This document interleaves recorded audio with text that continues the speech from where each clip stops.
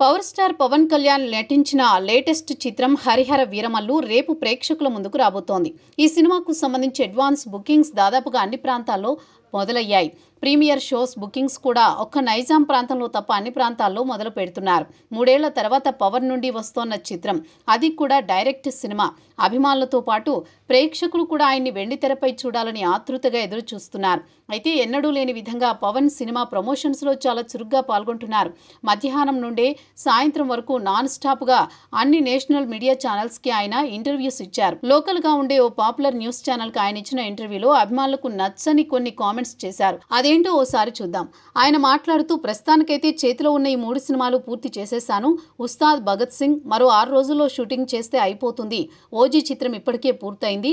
ఆ తర్వాత పూర్తిగా రాజకీయాలకే నా సమయం కేటాయించాలనుకుంటున్నాను. పార్టీని క్షేత్రస్థాయి నుండి బలోపేతం చేయాలి. అదే నా ప్రధాన లక్ష్యం. అయితే నా సినిమా జీవనాధారం. ప్రస్తుతానికి నా వద్ద కథలేమీ లేవు. భవిష్యత్తులో నా రాజకీయ కార్యక్రమాలకు క్లాష్ రాకుండా ఉండే పనైతే సినిమాల్లో నటిస్తాను. లేదంటే నా పవన్ కళ్యాణ్ క్రియేటివ్ వర్క్స్ని రియాక్టివ్ చేసి సినిమాలు నిర్మిస్తాను అంటూ చెప్పుకొచ్చారు పవన్ కళ్యాణ్. ఆయన మాట్లాడిన ఈ మాటలు అభిమానులను తీవ్రంగా నిరాశకు గురి చేస్తున్నాయి.